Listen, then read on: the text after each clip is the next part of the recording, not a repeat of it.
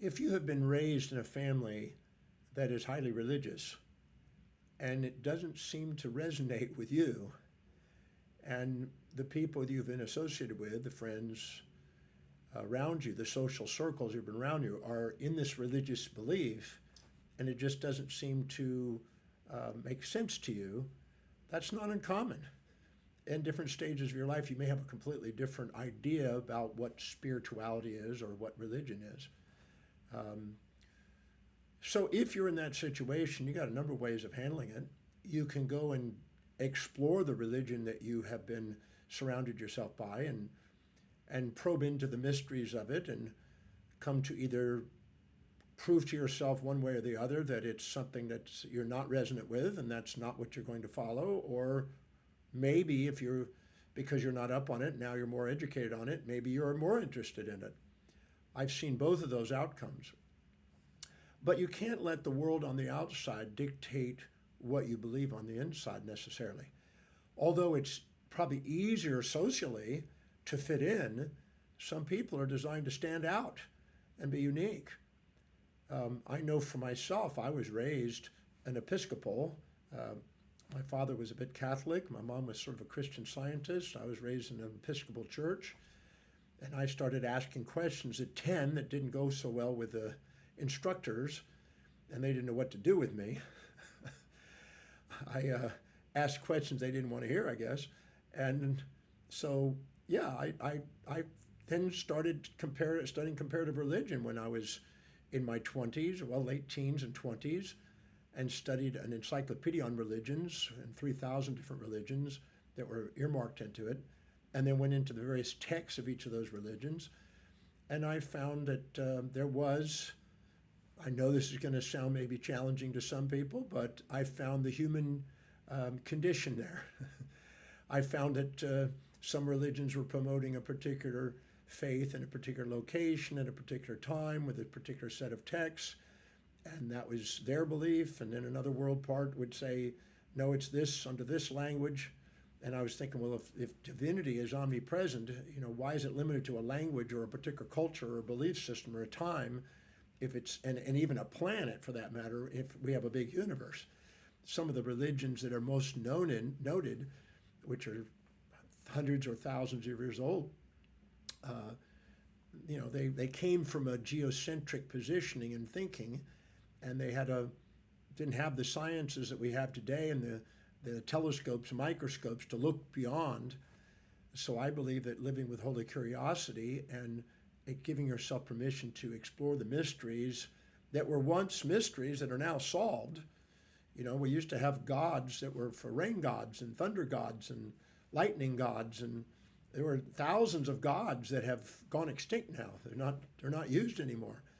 And I remember an atheist saying one time, the only difference between me and a theist is one God. They believe in the one God they have, and they don't believe in the thousands that have pre-existed, and they just believe in one less God.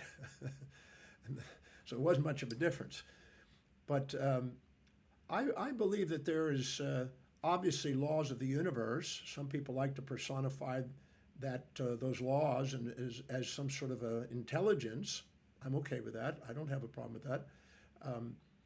But I don't like the idea of using, as Xenophanes described, anthropomorphisms, making gods in our image and putting labels of good and evil on things and punishment reward and in things that kind of are used as guilt trips to control the masses.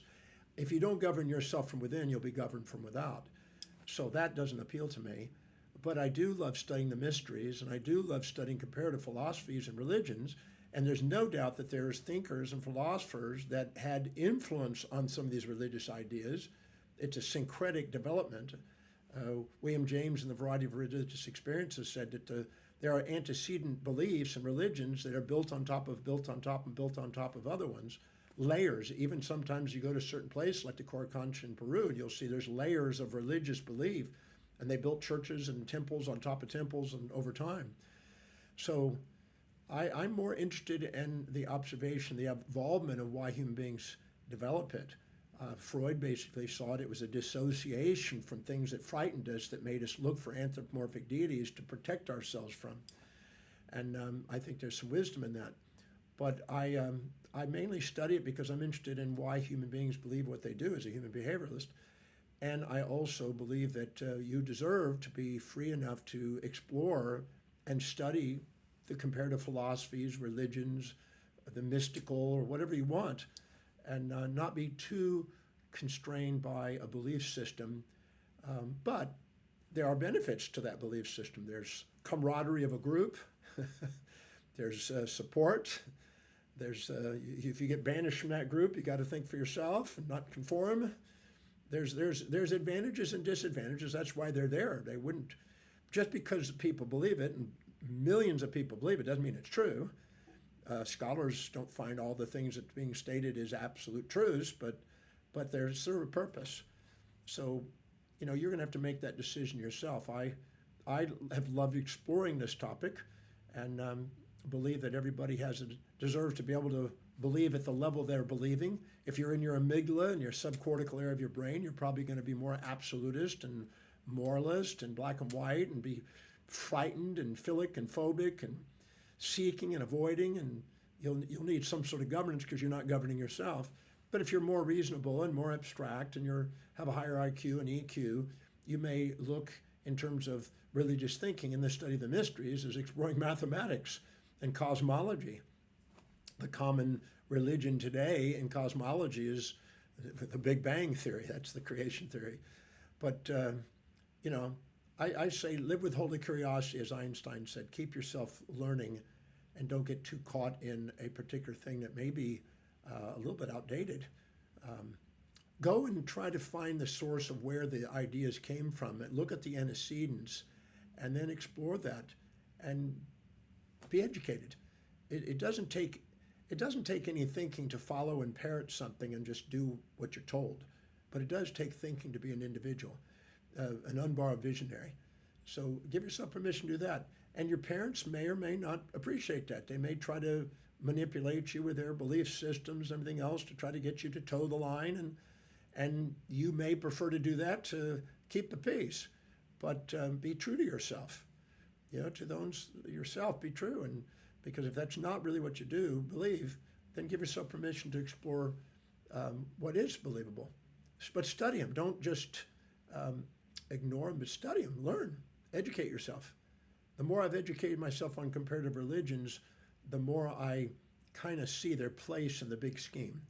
And I have less anxiety about the boogeyman, the rewards and punishment opiums of the masses that have been used to keep people in line. But I'm more in line in the mysteries and the mysticism that's there and how it relates to the laws of the universe, and then ultimately in the fulfillment of human behavior. I don't know if this is what you wanted to hear, but that's what came across. So give yourself permission to be yourself in a world that doesn't necessarily want you to be, and explore the religions. You may discover that there's some fascinating mysteries in the religion you've been indoctrinated by, and it could be a very valuable service to you. But I don't know. You have to go inside your heart and find out.